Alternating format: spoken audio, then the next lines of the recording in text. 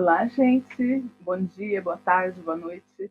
Eu sou a Beth Firmino, você está no canal Poética de Orixá. Muito bem-vindo!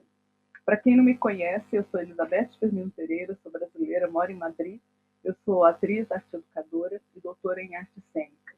E eu pesquiso o candomblé dentro da ótica da cultura e das artes. Hoje, o que eu vou fazer é uma apresentação da minha tese doutoral para finalizar aquilo que eu já comecei a falar há 3 semanas atrás, que é sobre a pesquisa do Luiz Otávio Bournier e do Carlos Simeone no candomblé da Mãe Dango, que é justamente o tema da minha tese doutoral. Hoje eu vou fazer uma apresentação um pouco diferenciada, vou fazer uma apresentação com diapositiva para documentar claramente todo esse trajeto de pesquisa, e para mim é muito importante realizar essa conclusão, porque de algum modo eu estou começando projetos novos. Esse projeto vocês podem ver nesse canal, porque o canal é parte deles, e é importante para mim finalizar um ciclo. E eu sempre tive muita vontade de comunicar o meu trabalho para os atores brasileiros, para as pessoas no Brasil, e infelizmente, por morar em outro país, não foi possível. Então, nesse momento, eu estou tornando possível isso, através desse veículo. Então, muito obrigada por quem está aqui. Eu agradeço imensamente a todas as pessoas que seguem esse canal e peçam que continuem seguindo para a gente poder dar continuidade a esse tipo de conteúdo, esse tipo de conhecimento. Muito obrigada. Então, sem mais delongas, eu vou passar a apresentação do meu trabalho doutoral. Em primeiro lugar, eu gostaria de agradecer imensamente ao Carlos Simeone e à Mãe Dango, que foram as pessoas que me receberam e através das quais eu pude realizar esse trabalho. Porque, na verdade, essa pesquisa ela é um estudo de caso de uma pesquisa do Luiz Otávio Bournier, que foi realizada no candomblé da Mãe Dango entre 1988 e 1995. E o Luiz Otávio faleceu em 1995 e ele não deixou esse trabalho concluído e também não deixou escrito sobre ele. De modo que a única maneira que eu encontrei de poder realizar a pesquisa foi justamente através de entrevistas. E as entrevistas foram realizadas com Carlos Simeone e com a Mãe Dango, que são justamente as duas únicas pessoas que tiveram contato com esse trabalho. Né? A dinâmica do trabalho foi realizado dentro do candomblé da Mãe Dango e também com um trabalho artístico externo, através de ensaios e com o único ator participante, que é o Carlos Simeone. Antes de começar, eu, além de agradecer essas duas pessoas, eu gostaria também de fazer uma referência ao nome do meu trabalho, né, da minha tese doutoral, que é Luiz Otávio Bournier, o Grupo Lume e o Candomblé, 7 anos de investigação, de 1988 a 1995. Eu utilizo o termo Grupo Lume apenas para fazer uma referência a um momento do Lume em que estava em plena formação e que é anterior à formação atual, com os atores atuais. O nome exato do Lume é Núcleo Interdisciplinar de Pesquisas Teatrais da Unicamp e corresponde a um grupo de extensão, um núcleo de extensão, né, que tem como objetivo a pesquisa. Lume Teatro é o nome como se conhece externamente, mas de qualquer maneira o Lume ele foi fundado em 1985 por Luiz Otávio Bournier, Carlos Simeone e Denise Garcia. Então, a minha pesquisa é parte de uma história que ficou praticamente esquecida, mas que é muito importante porque tem algumas implicações, especialmente na postura do Luiz Otávio, que era uma pessoa muito aberta, que tinha muito interesse pela cultura brasileira e, ao mesmo tempo, tinha muito interesse pela sociedade de maneira geral. A sua obra artística, assim, ela sempre traz essa conotação. E, por outro lado, ele era uma pessoa sem preconceito, antirracista, Então, todas essas características já existiam na própria figura do Luiz Otávio Burnier. O trabalho não foi concluído, portanto, ele não foi convertido em um método e não foi transmitido aos novos atores. Por esse motivo, é uma linha de investigação perdida dentro do Lume. E o meu trabalho consistiu em levantar e relatar esse caso e, ao mesmo tempo, procurar responder as perguntas feitas pelo Luiz Otávio Burnier, que provavelmente ele teria conseguido responder se ele tivesse tido mais tempo de vida e pudesse continuar com esse trabalho, né?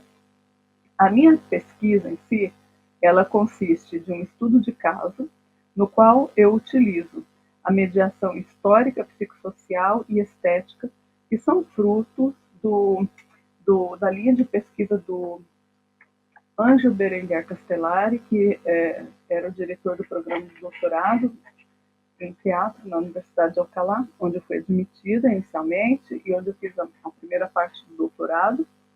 Esse programa fechou e eu fui para a Universidade Rei Juan Carlos, onde eu concluí a tese anos depois.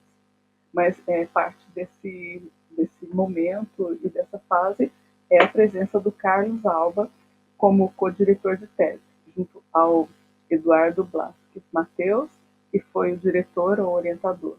O Carlos Alba era assistente do Ângelo Berenguer, então, de qualquer maneira, ele também esteve presente nesse primeiro momento e continuou e está aí.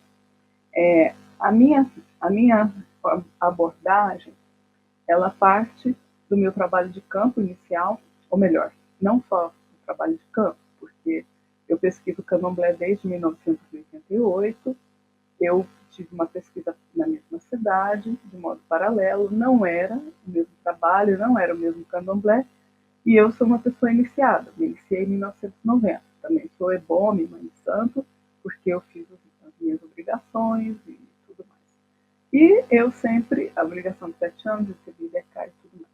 E assim, sempre mantive os dois aspectos, tanto o aspecto da iniciação como o aspecto da pesquisa dentro das artes, não dentro de outras áreas. E no caso, então, eu fui, de alguma maneira, uma pessoa que tive contato com eles, com o Luiz Otávio, fui aluna dele como aluna especial na Unicamp, naqueles momentos, em 1986, 87, conhecia Carlos Simeone, era amiga. Então, de qualquer forma, quando eu retomei o meu trabalho de pesquisa, já bastante tempo depois de iniciada, já com 11 anos iniciada, morando em São Paulo e com a minha questão de iniciação já bastante adiantada, que eu tinha adquirido os conhecimentos que eu julgava necessários, pelo menos para poder abordar. Então, eu entrei em contato com o Carlos Simeone e ele abriu esse tema comigo. Essa pesquisa, ela não foi aberta com outras pessoas e ela não foi divulgada, porque o Luiz Otávio Burnier, ele tinha bastante critério em relação à informação da pesquisa que ele realizava. Então, ele tinha uma certa confidencialidade e ele pretendia divulgar os resultados quando ela estivesse concluída. Mas ele não pôde concluir porque ele teve que realizar uma interrupção para poder concluir o doutorado dele, pois como professor da Unicamp, como diretor do Lume, ele tinha que realizar certas pautas. E, de fato, ele realizou e ele conseguiu consolidar as linhas de pesquisa e metodologias do Lume, e foi o que deu a sustentação e a base para que esse grupo exista até hoje e que seja reconhecido, premiado no Brasil e no exterior. E, além do mais, houveram também problemas durante a pesquisa, que foram justamente problemas em relação ao trabalho que eles realizavam, que eu já vou entrar em detalhes, e que geraram dúvidas e geraram perguntas. E meu trabalho consistiu em elaborar essas respostas. As minhas respostas e as respostas que eu pude encontrar, elas vêm da minha pesquisa no candomblé, desde uma experiência prática, mas também muito teórica, porque eu estudei muito, tanto teoricamente como investigação de campo, e também da questão interdisciplinar, que foi algo que eu desenvolvi aqui, especialmente na Europa, onde existem muitos campos de pesquisa, tanto na área da física como na área da neurociência, e eu acabei encontrando conexão com a pesquisa que eu fazia. E, por outro lado, a mediação estética é a mediação que eu sempre fiz desde o início da pesquisa, que é justamente no sentido de identificar os elementos estéticos. Elementos estéticos que hoje eu chamo de matriz estética, e que no meu trabalho de poética de orixás, que já é um desdobramento dessas pesquisas já anteriores, minhas, então eu já trabalho com esses elementos do processo criativo. E tudo isso foi realizado durante esse meu período de doutorado. Aqui, para a gente se situar, o candomblé como base, né, que foi a base da minha pesquisa, e também a pesquisa deles. Nesse caso, a gente está abordando através da etnocinologia, que é a ciência que eu estou vinculada já desde 2002, que propõe um estudo do teatro, da espetacularidade das culturas e que eu utilizo para a minha análise e para o estudo. A teoria de motivos e estratégias do Anjo Berenguer, além dos processos de mediação, também consiste em apontar que o produtor, o artista, ele sempre vai dialogar com o seu tempo e sempre dará respostas, que são respostas criativas, às condições que ele encontra naquele momento. Então, de alguma maneira, o artista ele é um ser completamente vinculado ao momento em que ele vive. Então, tudo isso também está muito presente na obra do Luiz Otávio Burnier. O Carlos Simeone e a Mãe Dango, eles aparecem aqui, no caso você encontra o nome do Carlos Simeone, mas a Mãe Dango também está na mesma condição. Ele aparece, no caso, como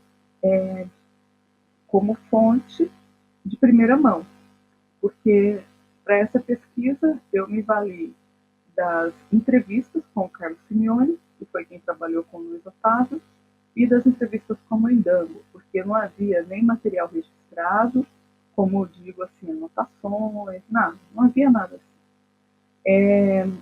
Mas eu também pude encontrar alguns vestígios na tese do Luiz Otávio Burnier. Então, eu calculo que ele deve ter utilizado algumas das suas anotações na tese, porque ele pretendia desenvolver esse trabalho futuramente no seu pós-doutorado. Coisa que não foi possível, porque, infelizmente, ele faleceu e não teve tempo de vida suficiente para isso. E foi uma perda muito grande, porque era uma pessoa jovem, saudável, com muito futuro, e que realmente ele deixou esse trabalho sem concluir. E provavelmente ele teria concluído se ele tivesse tido as condições para isso. Né? É uma pesquisa interdisciplinar, assim como é interdisciplinar o trabalho do Lume, a etnocenologia e também a teoria de motivos e estratégias do Anjo Berenguer propõem a abordagem interdisciplinar, e eu fiz divulgações parciais. A diferença do Luiz Otávio, que não fez divulgação, eu fiz algumas, porque morando na Espanha, estudando na Espanha, eu preferi preparar um pouco mais as pessoas para o meu trabalho. Bom, os atores dessa pesquisa são o Luiz Otávio Burnier, o Carlos Simeone e a Mãe Dango. Bom, falando dos atores dessa pesquisa, né, do estudo do caso que eu estudei, o principal é realmente a pessoa fundamental nessa história é Luiz Otávio Burnier. Luiz Otávio Sartori Burnier Pessoa de Mello, que nasceu na cidade, nasceu de Natal, em 1956, numa família de classe média alta. A mãe dele, Thaís, era assistente social e o pai era médico. Desde criança, ele manifestou grande interesse pelo teatro, pelas artes, com muito talento, e, ao mesmo tempo, pelos elementos sagrados. Né? Segundo conta a biógrafa dele, ele rezava missa na casa dele. Né? Todo mundo tinha que ser fiéis dele. Bom, o Luiz Otávio ele começou também a se interessar pelo teatro muito jovem e ele foi aluno da Tata Guiar, que era uma professora de teatro em Campinas. E com 17 anos, ele passou em primeiro lugar no exame para EAD, Escola de Arte Dramática, que é um dos mais importantes de São Paulo. Porém, na mesma época, ele foi aprovado para uma bolsa de estudos em Paris com Jacques Lecoq. Ele então foi estudar mímica no Mime Mouvement Theatre, que era um centro de teatro mímico muito importante da época. E é importante dizer que ele gostava muito de mímica, que ele tinha muito interesse em estudar, inclusive ele era um grande admirador do Marcel Marceau. Então ele recebeu essa bolsa e então ele foi diretamente para Paris.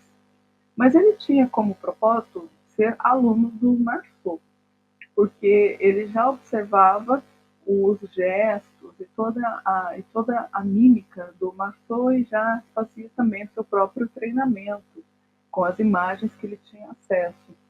E ele pretendia ser aluno dele. Porém, ocorreu um fato interessante, que foi ele foi assistir um espetáculo de um outro ator, ator e criador teatral, que era Jean-Louis Barrault.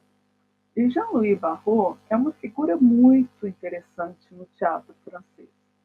Ele nasceu em 1910 e faleceu em 1994. Ele foi colega e foi depois aluno de Etienne Decroix. E foi justamente o Barrault que disse para Bourrier que ele deveria ir diretamente à fonte, já que Michel Marceau havia sido aluno de Etienne Decroix. E como o Decroix era vivo, seria melhor que ele estudasse com o Decroix, porque assim ele iria poder adquirir os conhecimentos exatamente da origem. E ele gostou da ideia, e além do mais,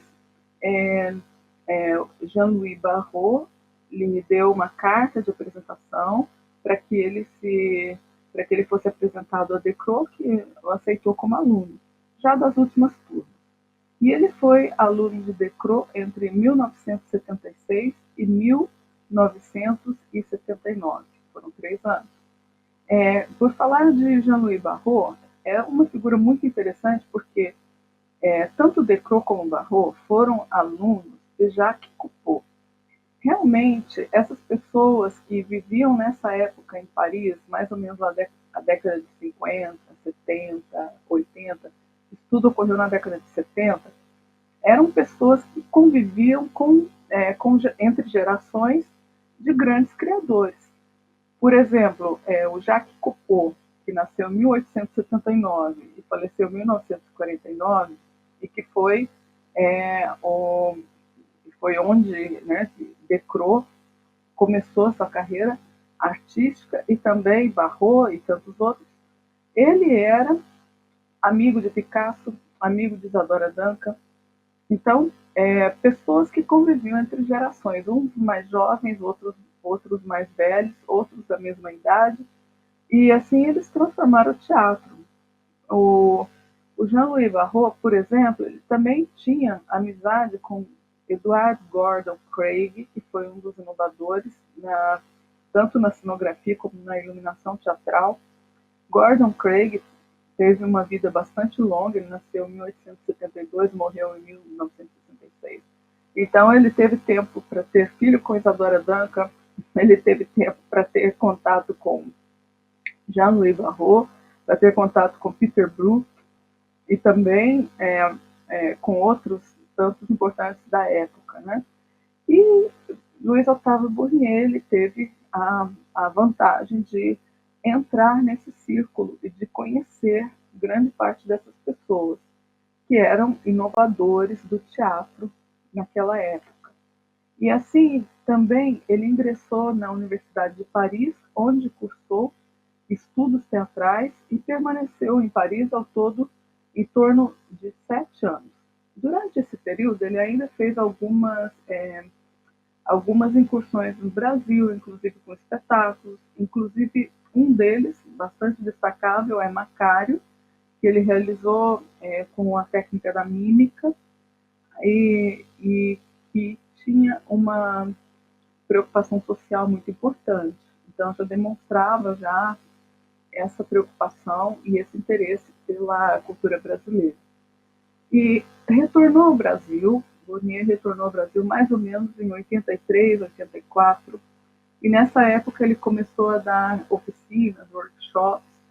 Foi aí quando ele conheceu a Denise Garcia, que se tornou sua esposa, e que também se tornou professora da Unicamp, e que é cofundadora do LUME, Núcleo Interdisciplinar de Pesquisas Teatrais da Unicamp, juntamente com o Luiz Otávio Bournier e o Carlos Simeone. E o Carlos Simeone, ele conheceu num workshop que ele foi dar em Rio de Janeiro, no Centro Cultural Laranjeiras. E, ao princípio, o Simeone não entendia bem o que o Luiz Otávio pretendia, porque ele tinha uma ideia de teatro mais convencional. Mas, a partir do momento que ele começou a experimentar aquele trabalho e que tinha uma grande intensidade física, então ele começou a sentir algumas mudanças na sua percepção artística. E foi o que levou a ir de Curitiba, que era onde ele nasceu e vivia com a família dele, até Campinas, que era onde vivia já o Luiz Otávio, que já estava na Unicamp como professor, já estava casado com a Denise. Então ele vai e chega e bate na porta do Luiz Otávio e diz: olha, eu quero ser seu discípulo. E o Luiz Otávio aceitou, mas com uma condição. Ele falou: tudo bem, eu aceito, desde que seja por 20 anos. Desde que você se dedique a esse trabalho por 20 anos. E o Carlos Simeone aceitou. Olha, isso foi em 1985. Então eles fundaram o LUME e depois eles começaram a pesquisa no Candomblé. E o Luiz Otávio faleceu, mas o Carlos Simeone continua no LUME até hoje. Agora eu vou falar um pouco também do Carlos Simeone e em seguida da Mãe Dango. O Carlos Simeone nasceu em Curitiba, como eu falei, e ele tinha esse interesse pelo teatro e talvez no primeiro momento ele não compreendeu a proposta do Bournier. Depois ele entendeu e se tornou absolutamente interessado, fascinado, e foi aí que ele realmente começou a se desenvolver como ator. Com o Luiz Otávio, no primeiro trabalho, que foi um trabalho intenso de dança pessoal, que é uma técnica que eles trabalharam juntos e que é uma das que o Carlos Simeone se especializou depois, eles criaram um espetáculo chamado Kelbelin, que até hoje está no repertório do LUME, que é uma companhia teatral de repertório, que todas as suas obras sempre estão em repertório, que giram periodicamente. Kelbelin, ele é um espetáculo baseado na vida de San Agustín, e teve música de Denise Garcia. Agora, a Mãe Dango. Não, a Mãe Dango ainda não, mas assim, do Carlos Simeone, outra coisa que é importante dizer é que nesse mesmo período, quando ele já estava trabalhando com o Luiz Otávio, ele também começou a trabalhar com outros atores internacionais, porque o Bournier ele tinha esse contato, então ele tinha contato com o Lu, com Odin, com Eugênio Barba, então essas pessoas estavam sempre indo e voltando e muitas vezes faziam coisas em conjunto. E uma das coisas que o Carlos Simeone começou a participar naquele momento, em 1989, foi de um grupo que se chama Puente de los Vientos, que é dirigido por Iben Nigel Rasmussen, que é a atriz do Odin Interpret, e que é conformado por atores do mundo todo, que se encontram uma vez por ano para poder praticar e para poder realizar o seu trabalho. Então, assim, a trajetória do Carlos é uma trajetória muito rica e hoje ele trabalha também com ressonadores e com voz. Os espetáculos que eles fizeram, né? Eles, como eu disse, são todos em repertório, então eu não vou comentar muito sobre eles, que isso já está bastante documentado pelo trabalho do Lu. Aqui também vamos falar agora da terceira pessoa, que é a terceira pessoa dentro desse conjunto, que é a Mãe Dango. O nome dela civil é Eunice de Souza. Ela nasceu no dia 15 de abril de 1952 em Belo Horizonte. Ela é descendente de africanos escravizados, ex-escravizados, e, é, e ela conheceu, por meio do seu pai, que faleceu quando ela era muito pequena, esse contexto e esse imaginário africano. Porém, como ela perde o pai aos 7 anos, ela se torna evangélica por parte da mãe dela.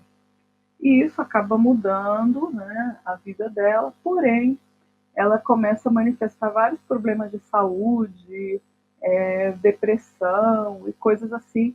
E, por fim, ela abandona a religião evangélica e ela começa a frequentar uma casa de umbanda e também o candomblé, que foi aí que ela se curou. E essa casa de umbanda, na verdade, ela acabou herdando, porque a mãe de santo, me parece que ela viajou, foi para outro lugar, e, e deixou a casa aos cuidados dela. Então foi a primeira casa que ela teve como mãe de santo. E depois ela entrou para o candomblé, se iniciou e ela foi mãe de santo. Na verdade, ela teve essa grande vocação, ela sempre foi mãe de santo. E ela tem uma casa que está em Hortolândia, Campinas, e que tem muitos filhos até hoje, e também realiza muitas atividades que são de caráter mais social, como, por exemplo, a lavagem das escadarias da Catedral Metropolitana de Campinas, que é uma tradição que é muito difundida também na Bahia, que ali é do Nosso Senhor do Bonfim. Então, ela tem essa capacidade de comunidade, de mobilidade e tudo mais. E ela é bem reconhecida por isso. Isso também acaba por explicar como foi que começou a pesquisa deles, que eu vou voltar aqui. Né? O trabalho deles começou justamente quando o Luiz Otávio estava recepcionando um grupo de teatro, uma companhia de teatro italiana, que era o Teatro Tascabili, e então, por interesse de Renzo Vescovi, que era diretor desse teatro, que queria conhecer um candomblé, e também até mesmo por influências do Eugênio Barba, que também tinha interesse, cujos atores também tinham pesquisado o candomblé quando foram à Bahia, e que ele ficou muito interessado, ele não conhecia, e que depois o próprio Eugênio chegou a trabalhar com um ator brasileiro, que era o Augusto Mulu, que também era do candomblé, que era iniciado, e com o qual ele colaborou por 20 anos. E o Eugênio Barba ele aparece aqui nesse relato porque primeiro foi o Renzo Vescovi e depois foi o Eugênio Barba que quis conhecer o candomblé, porque o Eugênio, como os atores dele tinham ido, tinham pesquisado, mas ele não conhecia. Então, um ano depois, ele quis conhecer e aí, mais ou menos na mesma época, né? Porque o Eugênio foi em 87, foi mais ou menos na mesma época. Mas, assim, o caso tanto do candomblé, perdão, tanto do Renzo Vescovi como do Eugênio foi em 87. Foi primeiro o Renzo e depois a visita do Eugênio, mas todos no mesmo ano de 87. Porque ela era conhecida, então o Luiz Otávio procurou na prefeitura e indicaram a casa dela. E eles foram, gostaram muito, adoraram e tal, tiveram uma boa sinergia entre eles, e depois convidaram a Mãe Dango para um ensaio do Keubili. Olá, dando prosseguimento aqui. O início da pesquisa do Luiz Otávio Burnier foi, como eu comentei, através do encontro que ele teve com o artista Renzo Vescovi, do Teatro Tascabili, que foi a Campinas e que queria conhecer um candomblé. Então, como a mãe dela é uma pessoa muito influente naquela região, porque ela realiza muitas atividades e ela é conhecida pela prefeitura, o candomblé dela foi indicado. O Luiz Otávio entrou em contato e eles indicaram. E eles foram a uma festa lá, era uma saída de santo, e depois, no mesmo ano, ela convidou a eles para a cerimônia que ela realiza anualmente, que é a lavagem da escadaria da Igreja Matriz de Campinas, da Catedral Metropolitana de Campinas. Algo que ocorre mais ou menos no mês de julho, se não estou equivocada. E coincidiu com a visita do Eugênio Barba, que havia ido fazer uma apresentação com seus atores, então ele também foi convidado, também participou. Inclusive, o próprio Carlos Simeone me contou que eles realizaram até mesmo twerks ali, que eles fizeram ações e que intercambiaram ações cênicas com as pessoas presentes, que foi muito interessante. E que, além disso, ele também quis conhecer o candomblé da Mãe Dama, conheceu e gostou. Bom, passado isso, o Luiz Otávio, que já estava, o Luiz Otávio Bournier, mais o Carlos Simeone, já estavam estabelecendo um contato de amizade com ela e a convidaram para assistir a um ensaio, que era uma demonstração de trabalho, mais ou menos do work in progress, do Kelbilin, que era o espetáculo que eles estavam criando, que é sobre a vida do San Agostinho. E a Mãe Dango, quando ela viu a representação do Carlos Simeone, ela ficou impressionada e ela perguntou: mas o que é que a minha mãe está fazendo aqui? Porque ela, de algum modo, identificou com o contexto dos orixás. E aí surgiu assim um interesse mútuo entre eles e começaram a desenvolver o trabalho.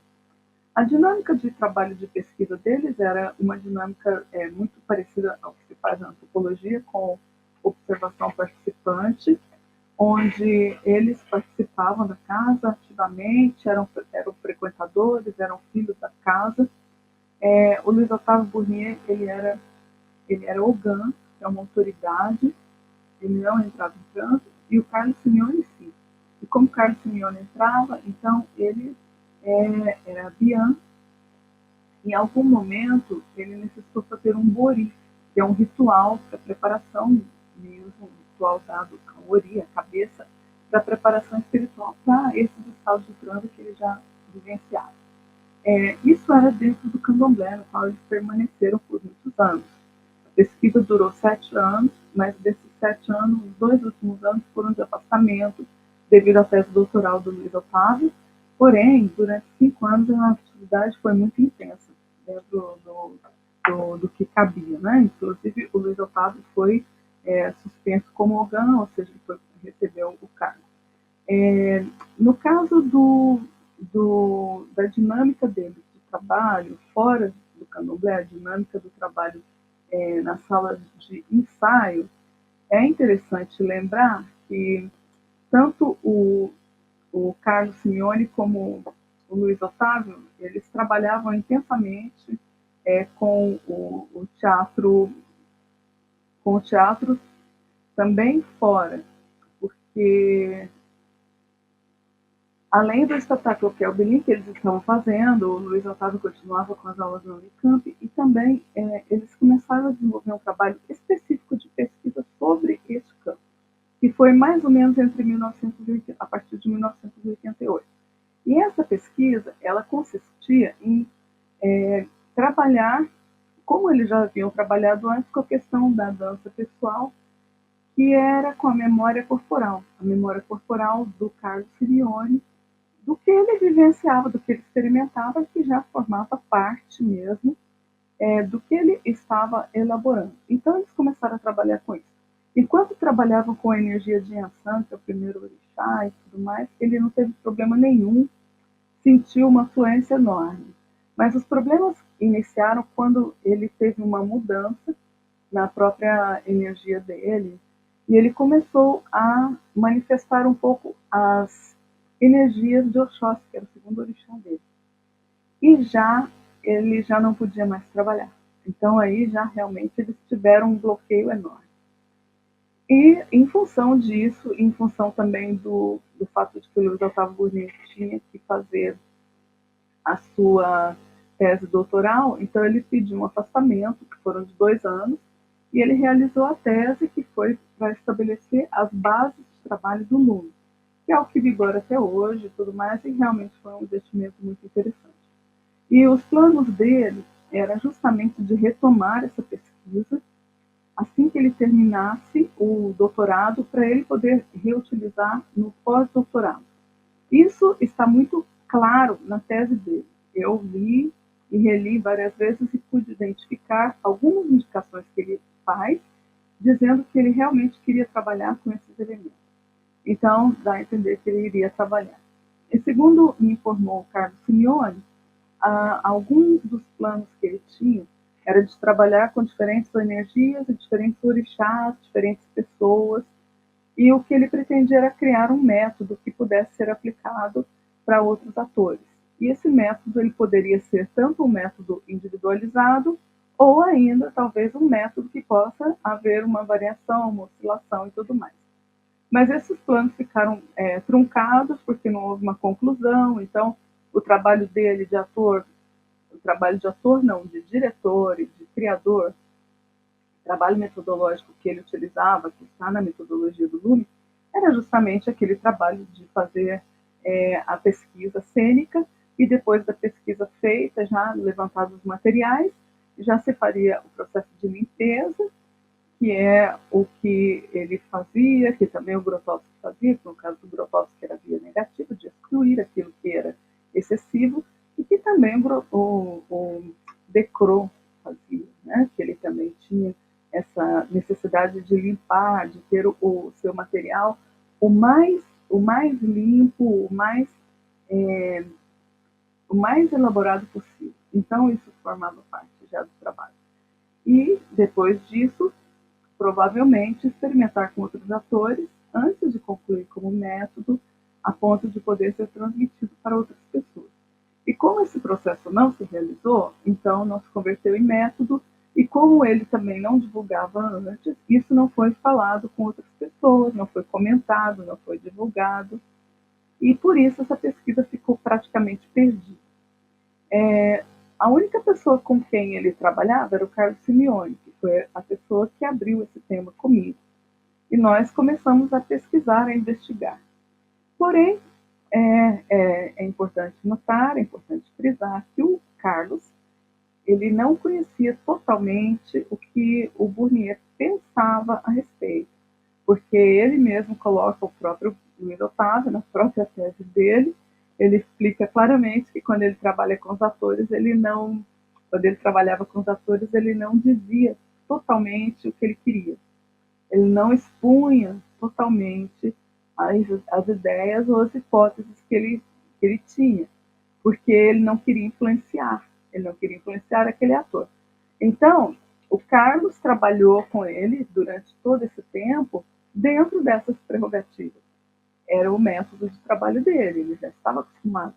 Mas quando o Bournier falece, então ele já não tinha mais o que fazer com essa pesquisa, não podia dar continuidade e também não podia sequer expor.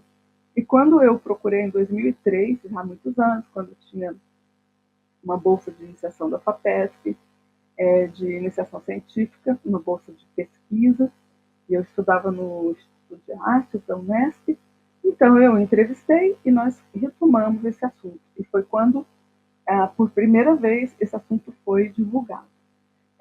Mas, passando isso, já no meu doutorado, e até mesmo por uma sugestão do Jean-Marie Pradier, que também conheceu o Luiz Otávio Bournier, então eu trabalhei na minha tese esse caso, essa pesquisa. Dessa maneira, como comentei com vocês, como um estudo de caso. E um estudo de caso que significa relatar, que é mais ou menos o que eu acabo de fazer, e além de relatar, procurar estabelecer recursos, encontrar recursos e meios para poder dar resposta àquelas perguntas que o Luiz Otávio fazia. Eu já tinha uma experiência de campo, já de muitos anos, tanto teórica como prática, mas eu não quis me basear unicamente na minha experiência. Então, eu procurei recursos interdisciplinares, eu fui pesquisando muitas coisas e acabei encontrando muitas respostas para as perguntas que ele fazia. Então, vamos lá. As perguntas que ele fazia, as dúvidas que ele tinha. A primeira pergunta, se ele realmente podia trabalhar com esses elementos. porque ele tinha muito receio, né, de ferir, de destruir, até mesmo de roubar alguma coisa. Segunda, se ele podia trabalhar, então realmente aí a gente já entrava em outras questões, que já eram questões como a iniciação. Porque tanto o Carlos Simeone, que já havia feito um Bori, como ele, que era um Ogã suspenso, tinham como uma, não digo uma condição, mas existia já essa questão que já estava encaminhada da iniciação. Então, eles tinham isso pendente, né? E aí a questão, se faz ou não uma iniciação, se isso é importante para a pesquisa, se não é, e que tipo de consequências isso pode ter, e se isso é importante para ele ou não, e tudo mais. Né? Então, foram perguntas que eu julguei muito pertinentes e muito éticas e procurei respostas para elas. Então, dando prosseguimento aqui, né, eu, como já falei dos atores, agora eu creio que contextualizaria um pouco com a questão do candomblé, do qual eu já falei bastante no meu canal, então não vou me demorar com a questão do candomblé, porque na verdade a gente já conhece bastante. Mas principalmente por dizer que é uma religião de matriz africana que se desdobrou muito no Brasil e que tem alguns parâmetros muito interessantes dentro do que é a relação corpo, mente, espiritualidade. Eu vou até passar um pouco aqui. Antes de passar um pouco, de adiantar um pouco a questão, de levar, por exemplo, ao que é a questão do a questão do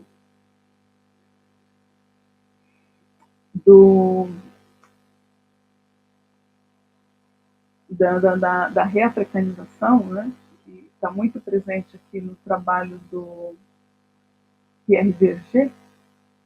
Então, antes da gente passar aqui para a reafricanização, eu gostaria de comentar que o candomblé em si ele está em transformação, como tudo, e que sim, hoje a gente vive um processo de reafricanização.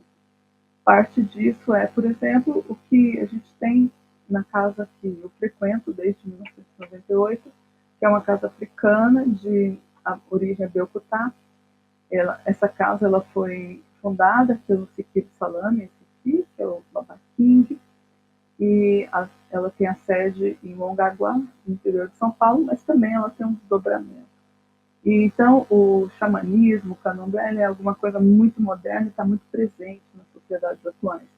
O Odudua, por exemplo, o Odudua Templo dos Orixás, ele tem uma sede no Brasil, ele tem uma sede na África e tem também na Europa. O Odudua Europa, que está na Eslovênia e agora também em Portugal. Então, realmente, esses movimentos são bastante inovadores e tendem a crescer com o tempo. Bom, o que nós temos aqui é uma apresentação do trabalho do Alfred Metrô. O Alfred Metrô é interessante porque ele é um antropólogo da década de 50, que eu vou falar dele mais para frente, mas ele fez um trabalho de pesquisa sobre o Haiti e ele esteve também no Brasil.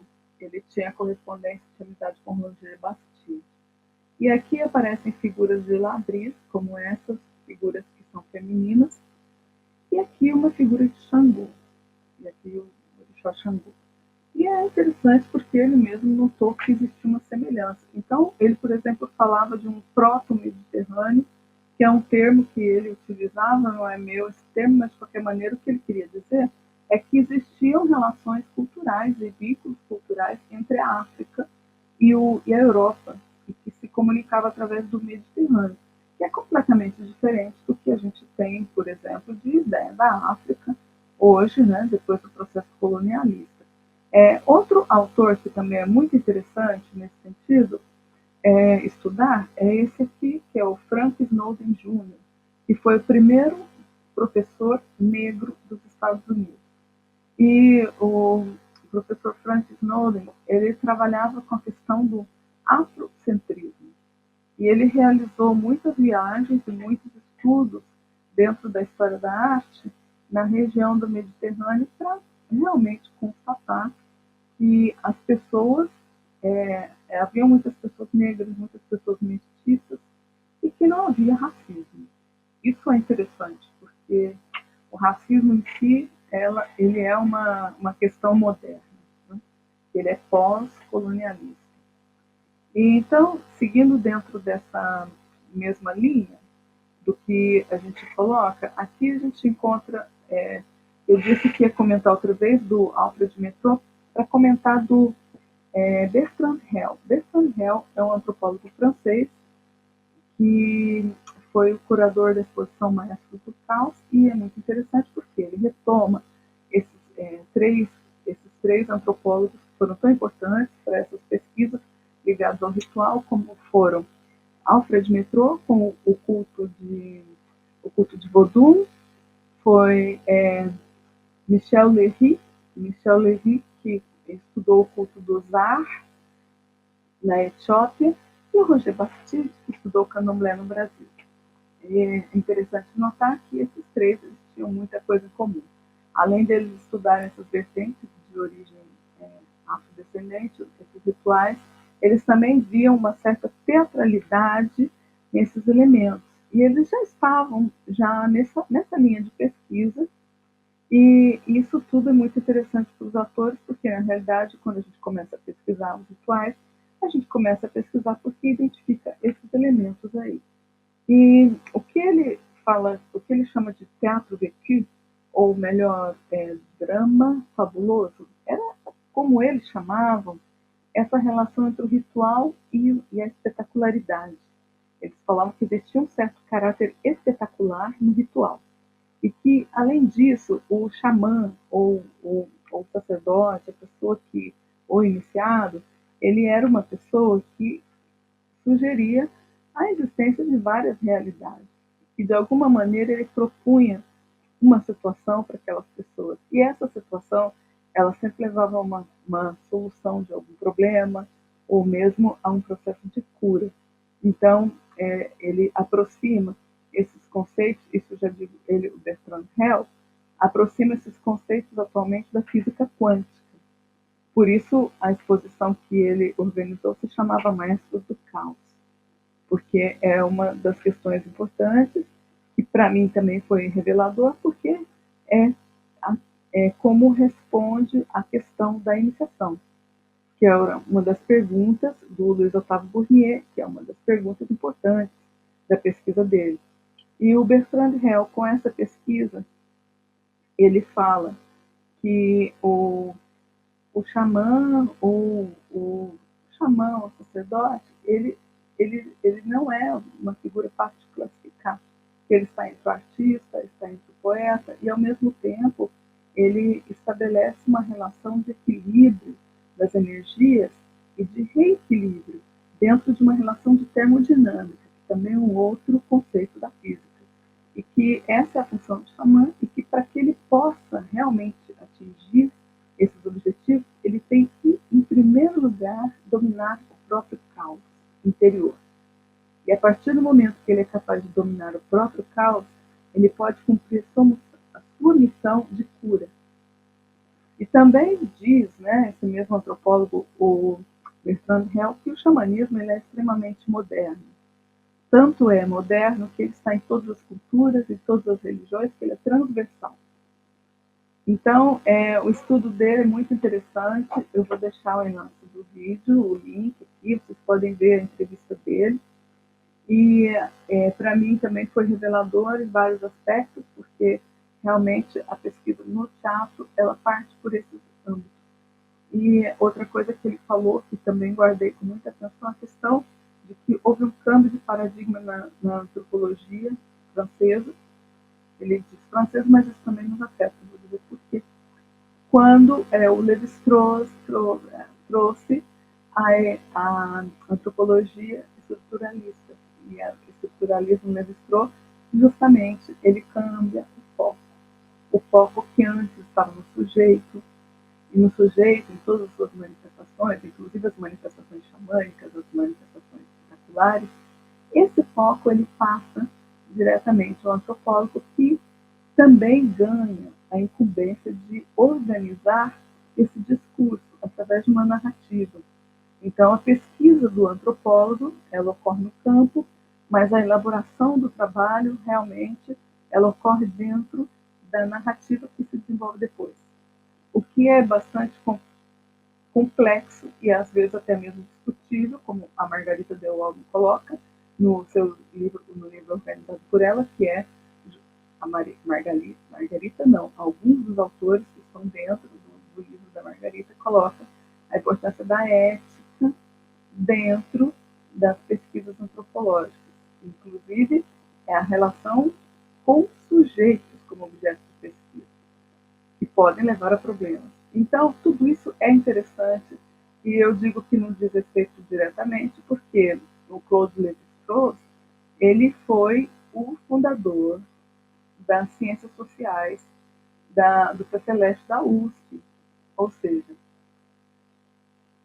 a maior escola de ciências sociais no Brasil. Então, de alguma maneira, ele sentou a cátedra no Brasil. E a nossa pesquisa, ela é derivada disso. Nossa pesquisa em antropologia.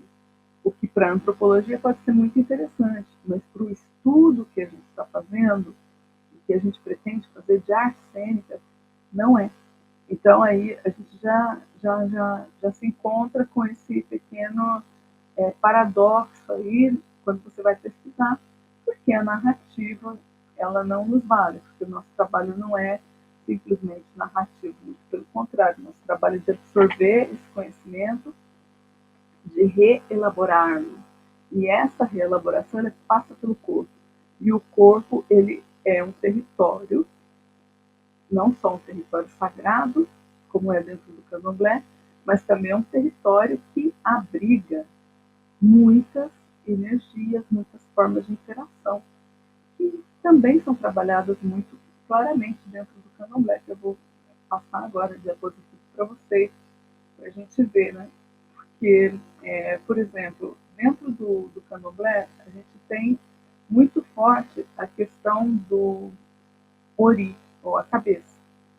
Mas não só a cabeça, a gente tem aqui o corpo, que é o ará, o ori, que é a cabeça, o can, que é o coração, que é a sede de pensamento, emi, que é o sopro de vida, ou a alma, a vida em si, né? E o a, que é o caráter, que são virtudes ao mesmo tempo não, são sedes do que se chama enian, que é pessoa.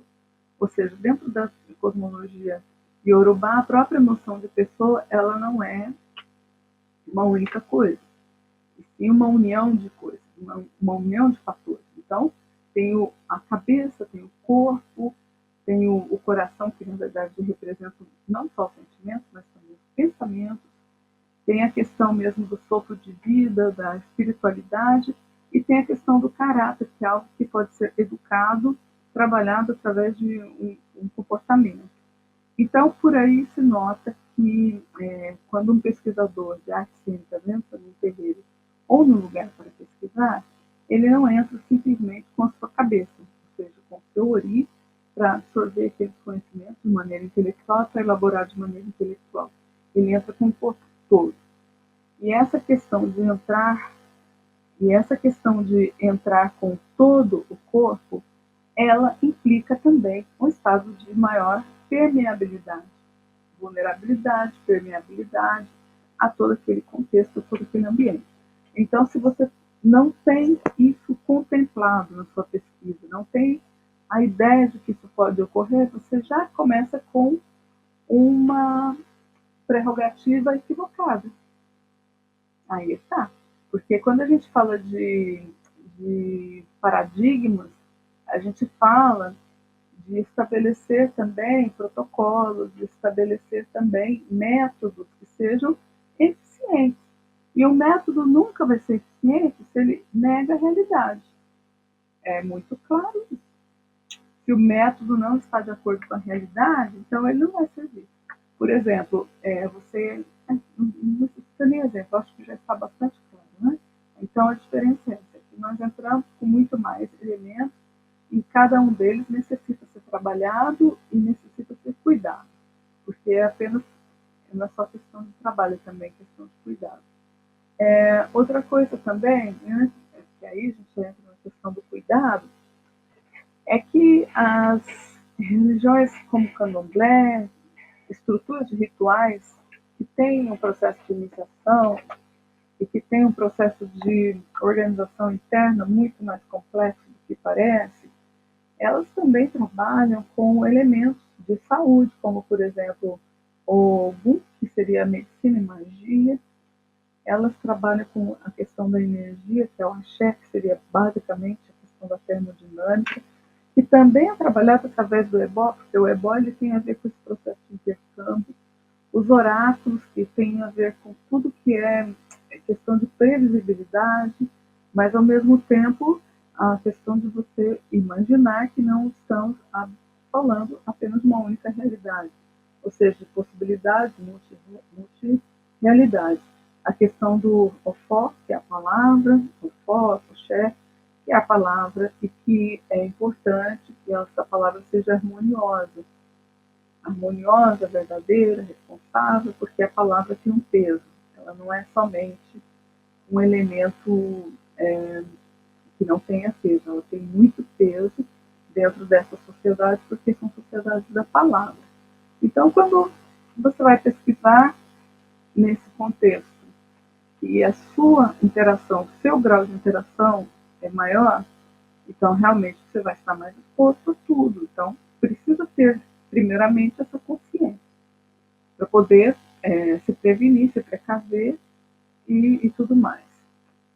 Dentro dessa questão ainda, né, do sistema de cosmogonia, de valores, é importante notar aqui que existe uma relação entre o macro e o microcosmo, que o ser humano ele não é isolado. Esse desenho aqui, que é do mestre Didi, do livro da Joana Elvin, Nos Nagô e a Morte, aqui mostra um ser humano, o braço direito numa direção, o esquerdo na outra, atrás tem a lua e na frente tem o sol. E cada um deles tem a sua própria simbologia, que representa o sol é o presente, é o futuro, é o que está aqui por diante. Aqui a parte de trás seria a parte dos ancestrais. O lado direito é os ancestrais femininos, perdão, masculinos, e o esquerdo feminino. E tudo isso, aqui também tem uma figura do Ori, e aqui tem uma figura do Ori, representa uma relação do Ori, que também tem essas lateralidades. Porém, essas representações, elas também se manifestam no corpo. Por exemplo, aqui no meio, na barriga, a barriga significa a palavra Inu. E Inu é a mesma coisa que está no centro do Ori. O Ori Inu é como se fosse a barriga, a parte central, né, visceral da nossa mente. Então, tanto no micro como no macro, a representação é a mesma. E o Ori, ele nada mais é do que uma representação do ser humano no cosmos. E todos os rituais de iniciação, Ori, tudo se fazem no Ori. Então, por isso a gente já conhece como uma religião muito antiga e com muita sabedoria. Bom, aqui vamos retomar aqui a figura do corpo, que é muito interessante essa figura, porque aqui a gente vê que, na verdade, isso aqui é uma discussão muito profunda, né? A gente tem que realmente ver com muita calma. Mas aqui, a grosso modo, se vocês forem observar os nomes que tem cada uma dessas partes, eles se repetem também no corpo. E um detalhe interessante é que a nuca, aqui em Yorubá, ela tem o nome de Orum. Orum, interessante, né? Porque o Orum para nós é o mundo dos ancestrais. E esse mundo dos ancestrais ele está justamente ligado à parte de trás, porque é o poente. Então, é muito interessante que o corpo ele também tem uma representação de toda essa cosmogonia. E, ao mesmo tempo, os pontos cardeais, direita, esquerda, a maneira como você a frente, que é o levante, atrás, que é o poente, tudo isso também tem correspondência com a cosmogonia e com os orixás. E essas imagens aqui, essa central é do livro da Joana Elben, dos Nagoya Morte, e essa daqui é uma imagem de uma tese doutoral sobre o estudo do ensino do Yorubá do Mark de Gemans, que ele é professor do Instituto Max Planck, na Alemanha. Eu achei muito interessante porque ela é uma representação de muitas coisas que a gente estuda dentro do conceito religioso. E o Ori, só para concluir, ele é o microcosmo, porque ele representa tanto o corpo, na verdade, é uma representação do Ori, e também representa a relação do ser humano com o universo. Portanto, como eu estava dizendo, nós somos atores quando vamos pesquisar no candomblé, nós não vamos pesquisar intelectualmente, nós vamos pesquisar com o corpo. E o corpo, ele não é considerado uma coisa sem importância. Dentro desse contexto, o corpo é um centro de energia. E ele está constantemente realizando intercâmbio de energia. Que aí a gente já entra na questão da termodinâmica, que falamos já várias vezes. Então, esse intercâmbio de energia, ele é constante com o corpo. E isso, principalmente com o corpo que dança, com o corpo que se movimenta, com o corpo que se relaciona com o ambiente. Essa, sim, é uma grande diferença na hora de pesquisar. Portanto, a metodologia importa, porque se a metodologia não tiver a capacidade de reconhecer tanto os problemas do campo que nós vamos encontrar, como também as soluções que a gente necessita dar para esses problemas, ou mesmo que ignore a existência desses problemas, ou que te limite, que você não possa se relacionar com esse campo, então realmente são metodologias que para nós não valem. Por isso eu digo, temos que investir muito em gerar metodologias que sejam úteis para nós. Aqui vamos falar do nosso querido e amado Grotowski. Bom, o Grotowski ele está no centro de toda essa questão, porque ele foi o método dele é o método das ações físicas, então o corpo para ele é fundamental, e ao mesmo tempo não só o corpo, mas as energias. E isso ele desenvolveu desde o início da carreira dele, profissional, que foi na Polônia, né? Antes dele sair para outros lugares e desenvolver outras relações. Mas ele teve um estudo tanto das questões relacionadas com o mundo oriental, especialmente da Índia, como também do Haiti. Ele esteve pesquisando por 20 anos o Haiti.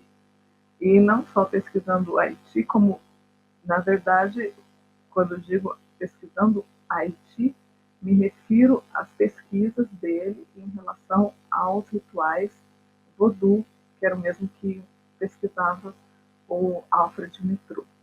Bom, aqui nessa imagem, nós temos várias imagens aqui do Rizard Cheslak, e uma delas é um vídeo que aqui não abre, então não vou poder mostrar, mas ele está na internet. Vocês podem encontrar. Ele está muito. É um vídeo que está bem difundido.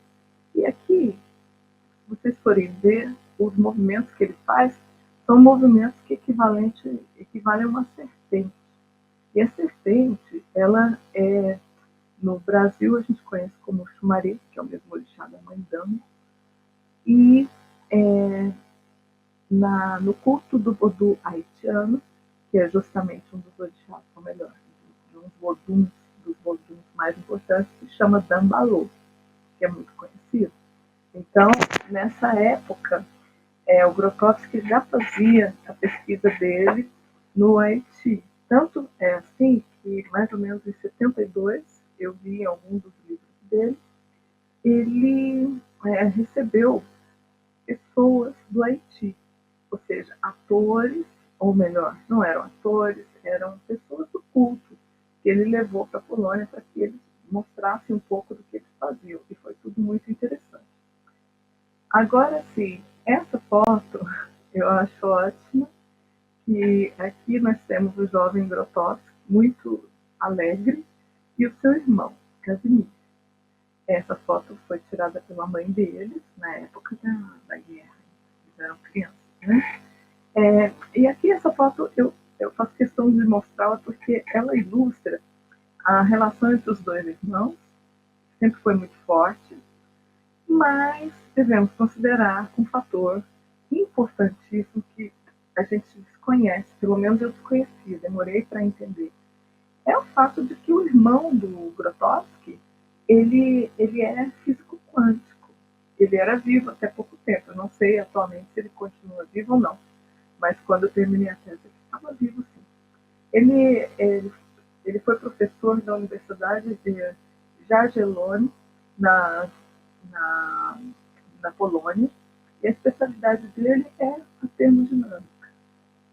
Muito interessante, não é? Porque a termodinâmica, ela está na relação das energias, ela está no centro da relação das energias, porque é justamente a relação de intercâmbio de energia entre os corpos.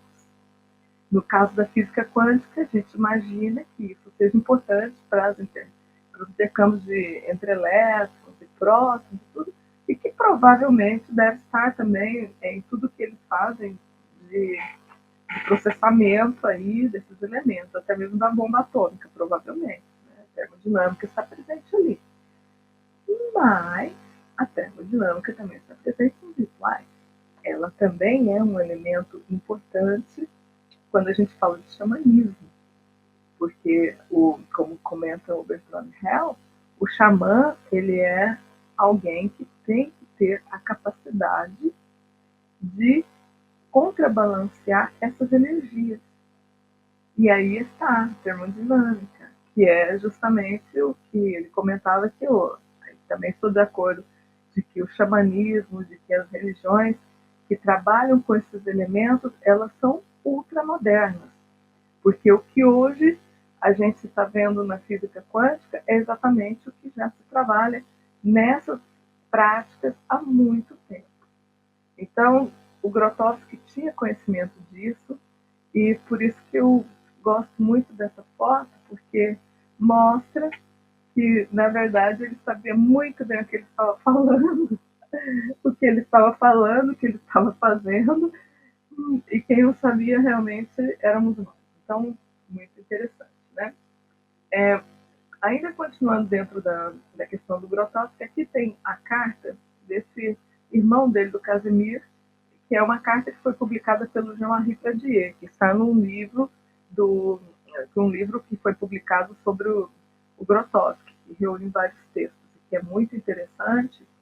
Inclusive, eu vou mostrar o livro, porque se alguém se interessa, esse livro se encontra por Amazon. Né? Eu não sei se no Brasil ele tem, mas todo mundo viaja. Né? Esse livro aqui foi muito interessante porque eu encontrei em Paris, quando eu estava fazendo uma viagem, eu vi eu o vi numa vitrine de uma livraria que estava fechada, próximo ao Teatro Odeon. E aí eu estava ainda fazendo a tese, foi em 2013 que eu vi esse livro. Passou um tempo, aí eu falei, vou procurar esse livro, porque eu vi o livro, a livraria estava fechada, mas eu fotografei o livro. Aí eu fui procurar o livro. Encontrei. Eu estudei francês, então eu leio em francês. Gente, quando eu encontro esse livro, quando esse livro chegou na minha casa, eu comprei por Amazon.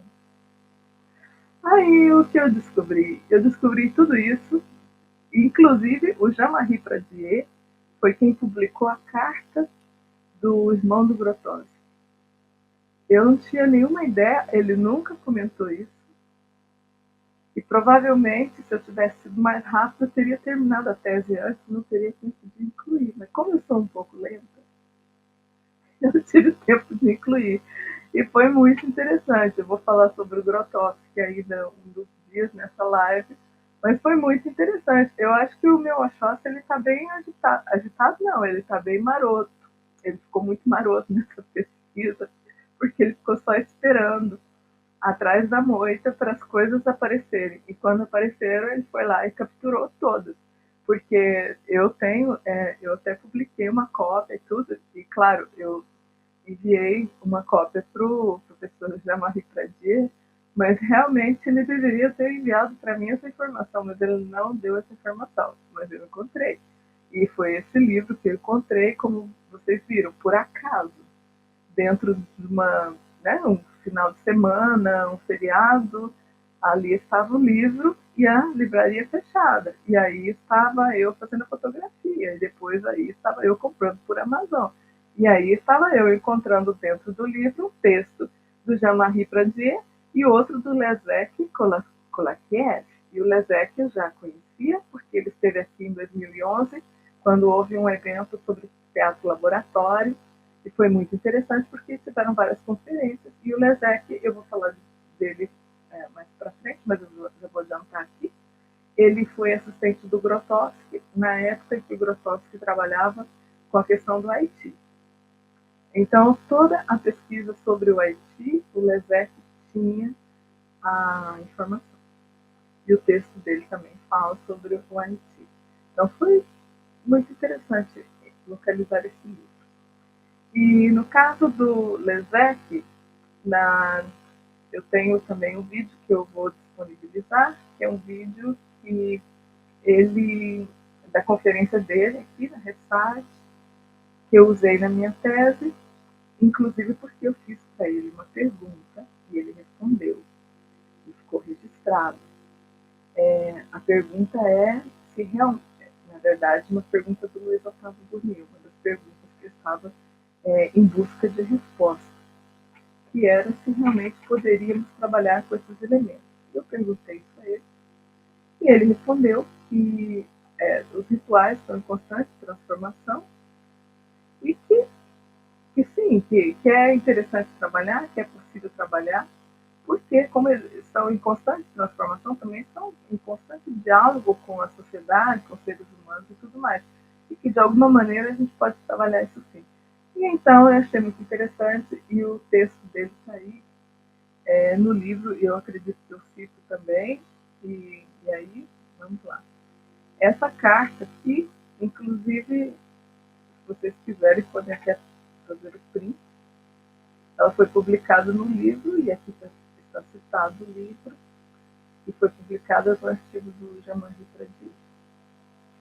Para mim foi um achado mesmo, porque representa que ele sabia muito bem o que ele estava falando quando ele falava de energia. E olha que ele foi uma das pessoas que mais falou sobre energia e a influência dele foi muito ampla, desde o Eugênio Barba a todas as pessoas que trabalharam com antropologia teatral. Então, alguma coisa que também chegou ao Luiz Otávio Burnier, também chegou ao Lumes e também chegou a todas as pessoas que trabalham com essa vertente do teatro. Aqui a gente tem, por último, vou colocar aqui, além de ter essa maravilhosa foto do Rizard tocando tambor, temos a colaboradora do Grotol. Bom, como eu disse, aqui nessa imagem nós temos o Grotowski e temos o Chedlak e temos aqui a assistente dele, que se chama Moat Rubat. Essa mulher que ainda é viva, sim, ela trabalhou com o Grotowski, colaborou com ele por 15 anos, e ela é haitiana, e ela é tanto iniciada como artista. Então, foi através dela que ele desenvolveu, né, todo o trabalho que ele fez com os cânticos e tudo mais, essa coisa da ancestralidade. Então, ele trabalhou com ela e com os atores durante muito tempo. Ainda dentro dessa questão do Grotowski, que me parece uma figura muito interessante, porque não apenas como homem do teatro, como criador, inovador, mas principalmente pelo interesse científico dele, tanto pela física quântica, como também pela neurociência. E aqui a gente encontra uma figura também haitiana, que é o Louis Princimar, que era um psicanalista, na verdade um psiquiatra e etnopsiquiatra. Não sei bem o que seria etnopsiquiatra, mas ele era psiquiatra. E na época mais ou menos 1979, por aí, quando os primeiros textos sobre a neurobiologia do ritual em transe foram publicados, como esse texto que é conhecido de todos, que é uma referência da Barbara Lex, que todos conhecem, todas as pessoas que pesquisam nessa área, o Grotowski leu, ele também se interessou e chegou a comentar com o seu amigo, o Louis Prince Mars, que seria interessante trabalhar com pessoas que, é, que experimentavam estados de transe, que participavam de rituais assim, esses rituais que envolvem a alteração da consciência, no sentido de querer investigar quais seriam as transformações e quais seriam as mudanças que ocorreriam nessas pessoas a nível neuronal. E olha que essas pesquisas já estão sendo feitas. Tanto estão sendo feitas como tem uma pesquisa muito famosa que é com meios não invasivos, que foi realizada com monges e também com o Dalai Lama, que pesquisou a questão da meditação e tudo mais. E, e outra, no Brasil também já existem grupos que estão pesquisando médiums e, e, esses, e essas informações eu cito com todo o detalhe na minha tese doutoral. Estão no capítulo de diálogos interdisciplinares, vocês podem encontrar isso ali. E então é isso. Eu acredito que o Grotowski ele ainda dá muito o que pesquisar, porque realmente ele realizou um trabalho enorme e o trabalho dele foi muito mais de trabalhar o seu próprio método do que de trabalhar a teoria. Ele não foi teórico. E o fato dele ter criado um método tão rico e ao mesmo tempo ter tantas influências e ter pesquisado tanto na vida dele, e também o fato de que ele não era de divulgar isso, né? Ele divulgou muito pouco. Então, eu acredito que ainda existem muitas pesquisas que podem ser feitas, né, sobre o trabalho do Grotowski, porque tem muita coisa ainda por descobrir. Bom, aqui prosseguindo, a gente tem também a questão que foi muito importante, eu vou aumentar essa diapositiva, que é o seguinte, né? Aqui é uma questão que foi crucial, que foi revelada pelo Leszek Kolarskiewicz, que foi um assistente dele, mais ou menos no final da vida dele, que comenta que o Grotowski foi convidado pela Universidade de Paris a fazer uma série de seminários que se chamavam As Pátrias de Grotowski. E o primeiro foi sobre a Polônia, e ele falou da fase dele, do teatro laboratório, de tudo mais, que aqui eu represento pelo Rizard Sedlak. O segundo foi sobre a Índia, que aqui eu represento na figura do Eugênio Barba, que também foi colaborador do Grotowski, e com o qual ele compartilha o interesse pela Índia, tanto que a primeira viagem que ele fez à Índia foi como um presente mesmo do Eugênio Barba. Isso é interessante. E depois, por fim, o terceiro seminário seria sobre o Haiti, que na verdade ele pesquisou os rituais haitianos por 20 anos ou mais de 20 anos. Né? Então, ele conseguiu fazer a primeira e a segunda série de seminários. Mas quando chegou no momento de falar sobre o Haiti, ele ficou doente e não demorou muito, ele faleceu. Ele ficou doente, ele prorrogou o prazo e por fim ele acabou falecendo. Então, assim,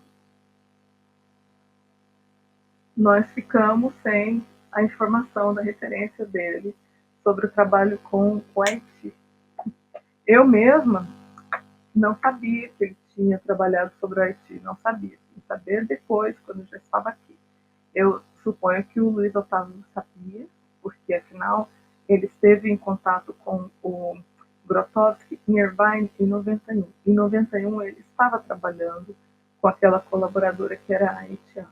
Então eu me eu imagino que o Luiz Otávio teve contato também com ela, então ele esteve a par da pesquisa, né, do Grotowski dentro dos cultos do voodoo haitiano. Então, assim, realmente eu acho que seria mais um mistério da pesquisa do Luiz Otávio, mas de qualquer maneira eu consegui descobrir, já consegui desvendar aí. Agora, passando já, o Grotowski, eu acho que ele merece falar sobre ele, eu vou fazer algumas lives sobre ele. Agora que a gente falando da antropologia brasileira, outra questão, ainda dentro da questão da neurociência, aqui a gente tá falando, eu vou falando de um médico que foi o primeiro antropólogo, que é o Raimundo Ninar Rodrigues. Ninar Rodrigues ele também era psiquiatra. E é muito interessante porque ele teve contatos com a população africana no Brasil e ele teve interesse em pesquisar, tanto que essa figura do culto de Oxum é do acervo dele, está no livro dele, aquele livro que foi o único que ele publicou, que é o Animismo Fetichista dos Negros no Brasil. O que acontece com ele, né, que ele é até considerado racista, eu não considero tanto racista, porque como eu vi a obra dele, eu vi que ele realmente teve cuidado e um cuidado etnográfico muito importante. Mas o que ocorre com ele é o que ocorre muitas vezes, é a falta de paradigmas. Porque eu estou repetindo sempre nessa tecla, e é verdade, porque imagina, ele foi para a França para mostrar, ele escreveu em francês, ele redatou um artigo em francês, ele documentou, ele reuniu fotografias e tudo, e foi para Paris, para tentar fazer algum tipo de interlocução com alguém, provavelmente para publicar, talvez até em colaboração, mas ele queria difundir aquilo. Mas ele não encontrou eco. Ele não encontrou eco, ele não encontrou muita. Ele não encontrou o que ele precisava, que era um paradigma de alguém que já tivesse pesquisado aquilo, que tivesse uma pesquisa mais avançada e que, ao mesmo tempo, pudesse trazer para ele esses resultados para que ele pudesse avalar o trabalho dele. Não encontrou. E como ele não encontrou, ele voltou. Eu acho que nesse caminho aí ele provavelmente perdeu um pouco do estímulo e foi deixando, tanto que o livro dele é póstumo. Então é muito triste quando isso acontece, mas isso acontece. E por falar também na pesquisa do Grotowski, da pesquisa do Luiz Otávio Bournier, eu acredito que foi a mesma coisa, porque o Luiz Otávio ele foi para encontrar o Grotowski, provavelmente com esperança de que, como o Grotowski tinha muito mais tempo de pesquisa, ele poderia encontrar um caminho mais adiantado que ele pudesse, talvez, solucionar as dúvidas que ele tinha. Mas ele não encontrou. O que ele encontrou, por exemplo, foi que o Grotowski trabalhava, mas trabalhava de outro modo. Então, o nível de profundidade que o Luiz Otávio Bournier e o Carlos Signori tinham no trabalho dele, o nível deles de profundidade na abordagem do tema do candomblé, na abordagem das energias, na abordagem do transe, na abordagem de tudo isso no corpo do ator, era completamente diferente. Então, eles tinham uma pesquisa que tinha uma profundidade muito grande, que poderia ter sido desenvolvida no tempo, se tivesse tido um tempo, e talvez até iniciações e coisas assim. Mas isso não aconteceu. E no caso, o Grotowski até falou pro Minotauro que para trabalhar com esses elementos só tinham dois caminhos, ou a iniciação ou roubar. E aí eu acho que até piorou um pouco as dúvidas que o Bournier tinha, porque ele depois passou a se perguntar se ele estaria roubando alguma coisa. Então ele passou a ter essa preocupação, né?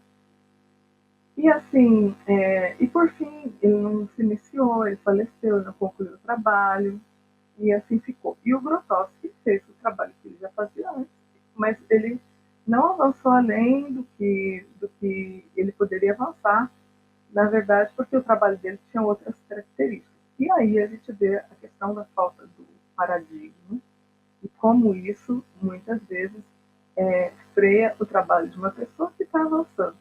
Só que aquele detalhe, eu como pesquisadora, eu digo que nem sempre a gente tem as coisas favoráveis.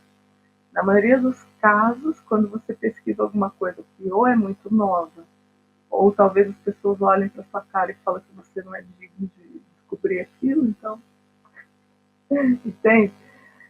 No caso, assim, não que eu seja. Bom, no caso das mulheres, assim, isso acontece.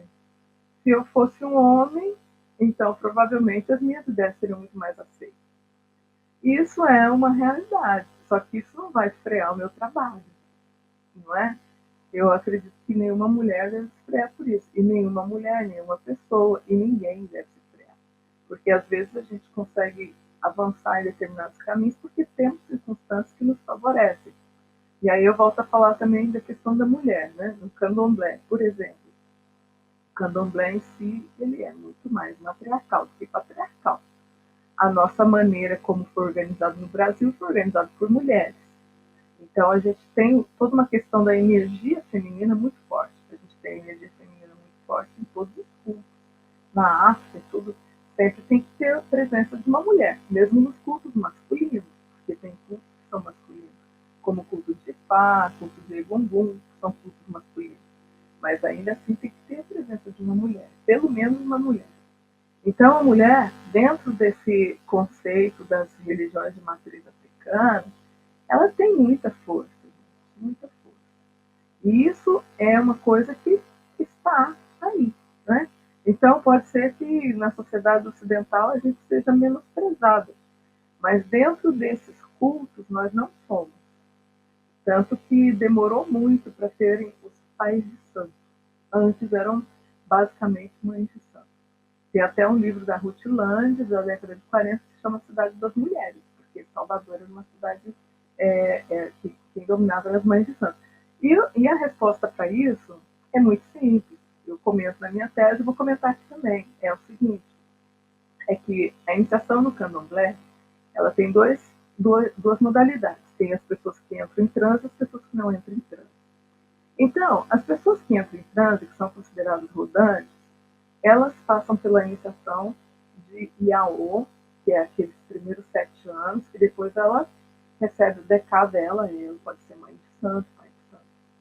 A pessoa que não entra em transe, ela já faz uma iniciação diferenciada, e ela é considerada como Eked, no caso das mulheres, e aí tem várias classificações de Eked, que é similares a Eked, e Ogãs, que são o caso dos homens, que também tem várias classificações de Ogãs.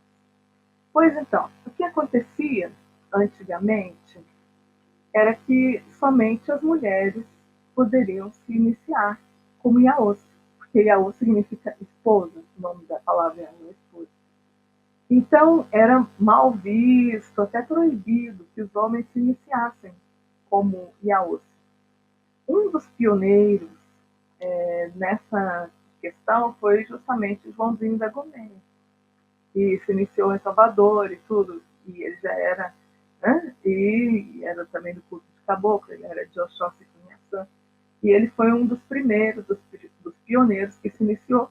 Então, como eu estava dizendo, a maneira, como eu estava dizendo, a maneira como a gente se inicia também determina como a gente vai ter o nosso futuro dentro da religião. Então, por exemplo, antigamente não era permitido aos homens se iniciarem como rodantes. Então todos eles eram iniciados como ogãs. O que significa que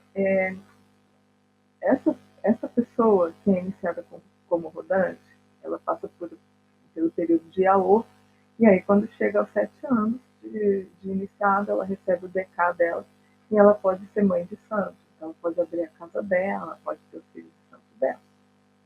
E a pessoa que não é rodante, ela vai ser ogã, ela já é uma autoridade dentro da casa, mas essa pessoa também não chegará ao ponto de poder ter sua própria casa. Aí está. Então esse era o mistério que levava a que o candomblé no Brasil ele predominasse as mulheres. Isso ocorreu na década de 40, era muito frequente, mas uma das mudanças que um dos precursores da mudança dos homens também como rodantes que se iniciavam foi o Joãozinho da Goméia. Então, hoje a gente tem muitos pais de santo, mas antes a gente não tinha. E não tinha por causa disso. Até mesmo o Augusto Mulu, que eu entrevistei, que ele trabalhou com o Eugênio durante 20 anos, ele era do candomblé, ele foi iniciado com 8 anos de idade e ele foi iniciado como Ogã. Então também é aquele detalhe, ele sempre que pudesse, para fazer alguma coisa dentro da religião, sempre teria que estar vinculado a uma casa, vinculado a um conjunto de pessoas. Agora, alguém que tem uma função de rodante, que começa como avião, passa a ser Iaô, ele passa por um, ele ou ela, né, que hoje já pode ser tanto ele ou ela. Então, passamos por situações que são mais lentas, por iniciações que são mais lentas. E o fato da iniciação ser lenta, ela tem explicação. Em primeiro lugar, porque é uma pessoa que está sendo preparada para ser uma mãe de santo, ou um pai de santo. Então, essa pessoa necessita adquirir conhecimentos. E duas formas de conhecimento, né? Uma é o conhecimento espiritual, que você adquire através da sua própria vivência.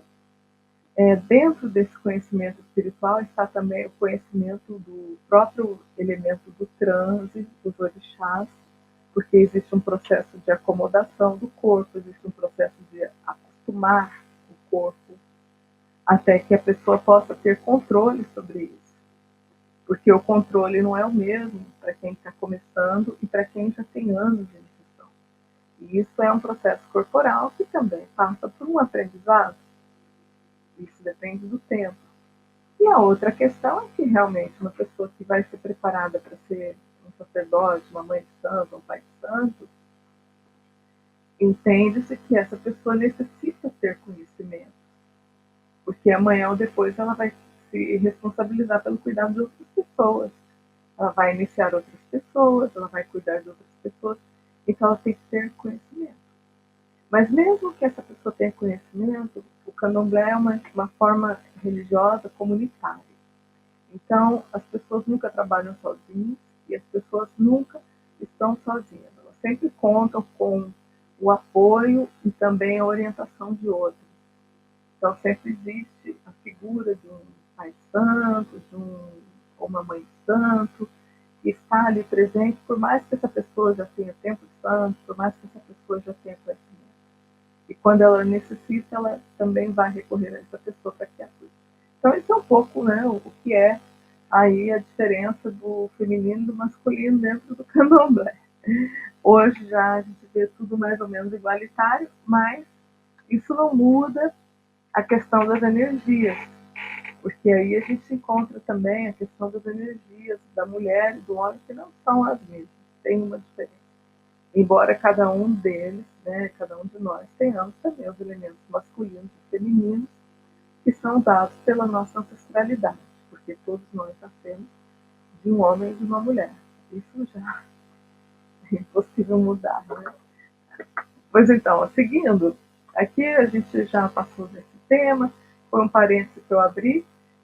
Aqui vamos ver, dentro da questão da neurociência, várias coisas que se abriram e que para mim também se abriram muito. Vou abrir aqui para mim se abriram muito, e foi o professor Fernando Rubiavilla.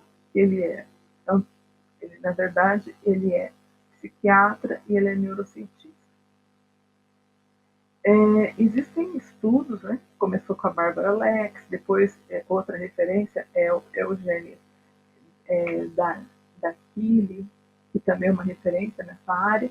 E aqui no caso do professor Rubiavilla, existe a questão da neurociência cognitiva, que também pode ser chamada, em muitos casos, de neuroteologia. Alguns chamam de neuroteologia. Justamente a neurociência que antes foi falado da Barbara Lex, que é a que investiga a questão dos estados alterados da consciência, transe, espiritualidade, tudo isso. O professor Villa tem um livro muito interessante que é o Cérebro Espiritual. E provavelmente ele tem também em formato e-book, sai em espanhol, mas é muito interessante porque ele estudou esses fenômenos dentro das religiões da espiritualidade. Outra vertente importante da neurociência, que também está relacionada com o estudo do teatro, é a questão dos neurônios espelho. E se a gente for pensar na própria fisionomia, a organização do Ori, né, como ele é dividido no culto aos orixás, o Ori, a parte do nascente, que está relacionado ao Oxalá, está relacionado a Ifá, está relacionado à criatividade e mesmo às virtudes mais elevadas, ela está na frente, está exatamente onde estão as neurônios espelho, os neurônios espelho. Então, parece até que eles conheciam isso antes de a gente conhecer, não é? Porque tudo isso já está ali. Portanto, e também não temos que dizer muito, mas qualquer pessoa que estudou um pouquinho de neurociência sabe que a parte posterior, ou seja, a parte da nuca, é justamente a parte que está ligada aos instintos e aos instintos mesmo, né? Que dentro do candomblé está ligada a Exu, está ligada aos ancestrais.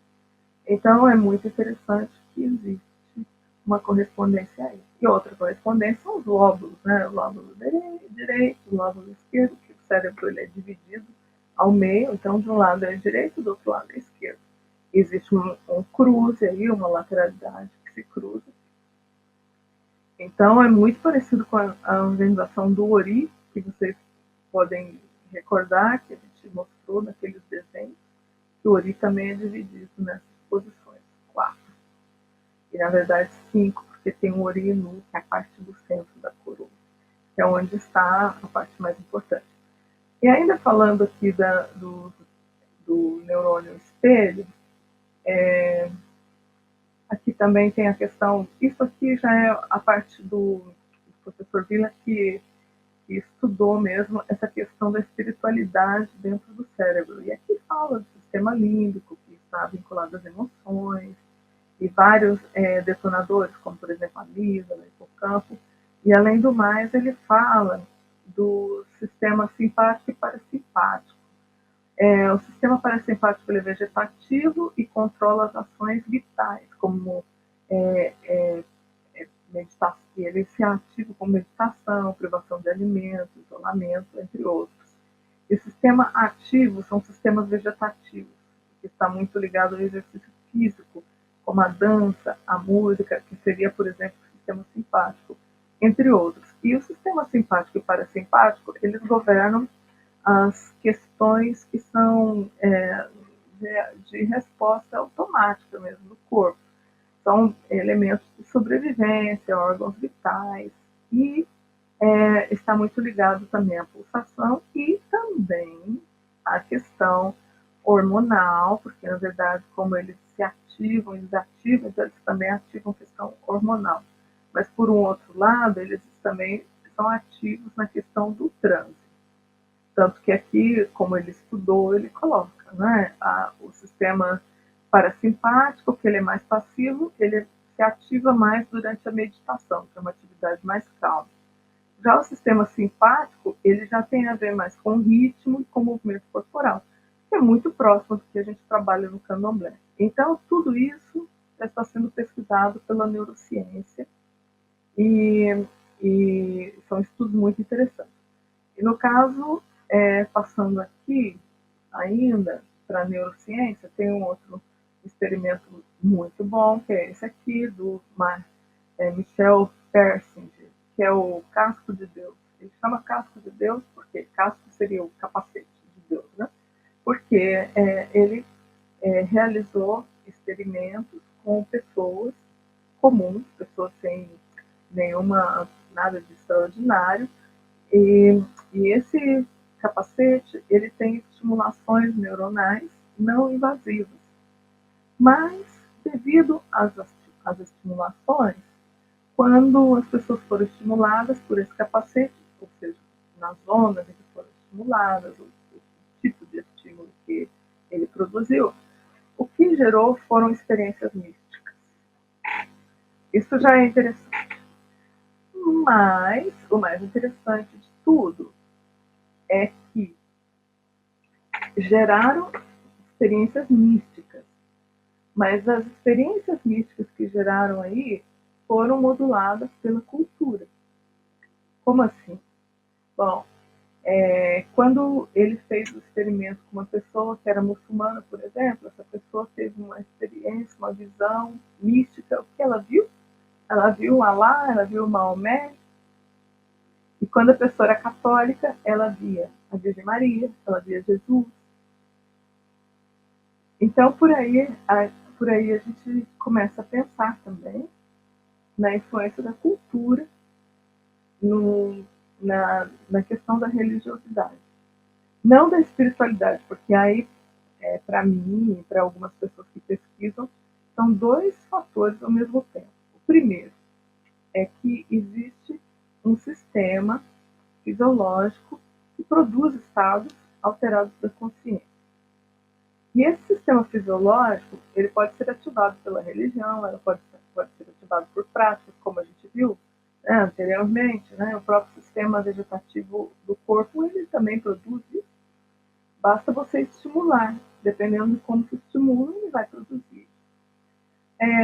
Então, por um lado, isso. E o professor Francisco Vila dizia que isso poderia estar vinculado à questão da sobrevivência humana e à questão do processo evolutivo mesmo, porque só prevalece aquilo que é importante para o processo evolutivo. O que não tem importância, o processo evolutivo elimina. Então, se isso prevalece até hoje, é porque tem alguma importância para o processo evolutivo. Claro que ainda existem muitas pesquisas a serem feitas e que, logicamente, isso é uma coisa que vai muito longe para chegar a desvendar esses mistérios, que não são mais mistérios. Hoje são estudados pela ciência. Então, são esses dois elementos. O primeiro é a questão fisiológica, biológica, neuronal, e o segundo é a questão da modulação da cultura. E a modulação da cultura é importante, porque demonstra como esses fenômenos são modulados pela cultura. E se são da cultura, podemos dizer que são humanos. Vocês devem ter entendido onde isso chegar. Bom, aqui, ainda falando das neurônios espelho, a gente tem aqui uma pesquisa muito interessante do Giacomo Rizzolatti. Rizzolatti, ele estudou muito a questão dos neurônios espelho, sistema especular, e toda essa relação com a cognição. Né? Com a cognição e com as vivências profundas. Né?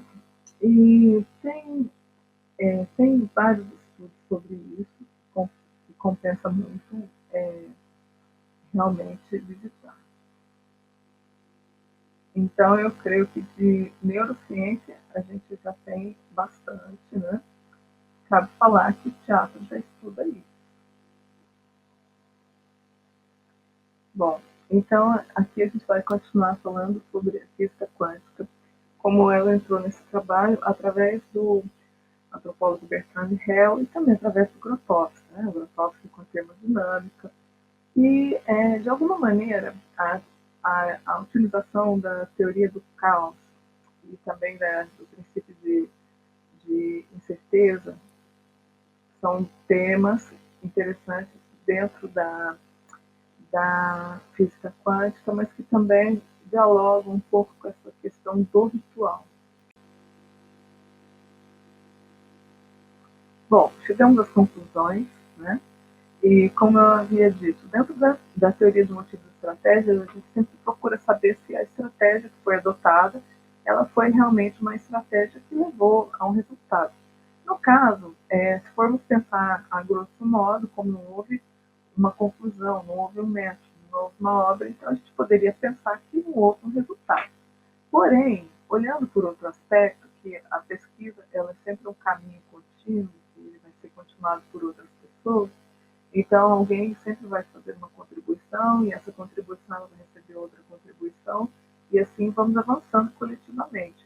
E nesse sentido, o trabalho do livro Otávio Burnier estava muito encaixado dentro das minhas pesquisa da antropologia teatral estava muito conectado com o que outros pesquisadores faziam no mundo. Além do mais, ele representava um caráter muito ponteiro, muito inovador na abordagem que ele fazia. As questões éticas também foram tratadas com bastante propriedade, o que é importante e que serve até mesmo de referência para outras pessoas que trabalhem nesse campo. E ainda o fato de que o Luiz Otávio Burnier tenha se interessado pela cultura brasileira, especialmente de uma cultura negra, que é uma cultura oprimida, e que, por exemplo, o próprio candomblé e a capoeira foram proibidos no Brasil até 1930. Então, o fato dele ter se interessado representa também muito sobre ele e representa também sobre os valores que ele legou ao que ele construiu, que foi, na verdade, o livro, que é uma postura antirracista, democrática, né, antimisógina. Então, eu acredito que ele transmitiu esses valores também para os atores com os quais ele trabalhou.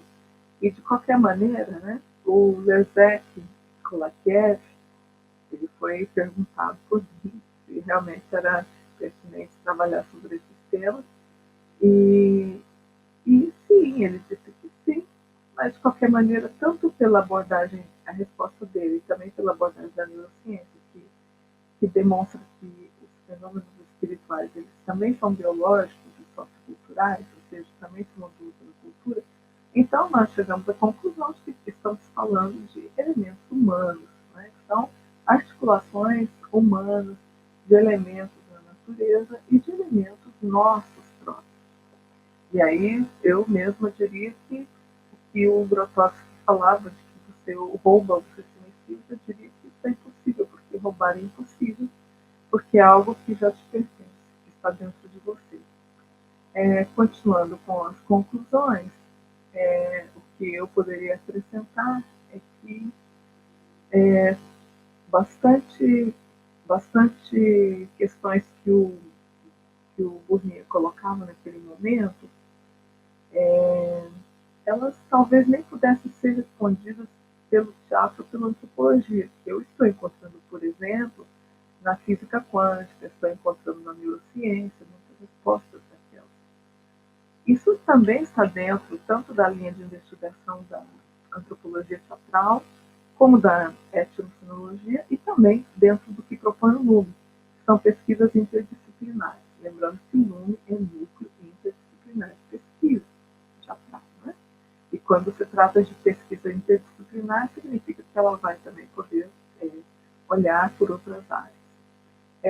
E com relação ao que disse o Augusto, que eu já comentei, não vou me aprofundar, né, justamente isso, que existem níveis de aproximação e que não existe somente uma forma de pesquisar e não existe somente uma forma de produzir algo a partir daquilo que você pesquisa. E o mais importante é justamente a ética na pesquisa, o respeito, porque estamos falando de tradições milenares, e também a preservação, contribuir para que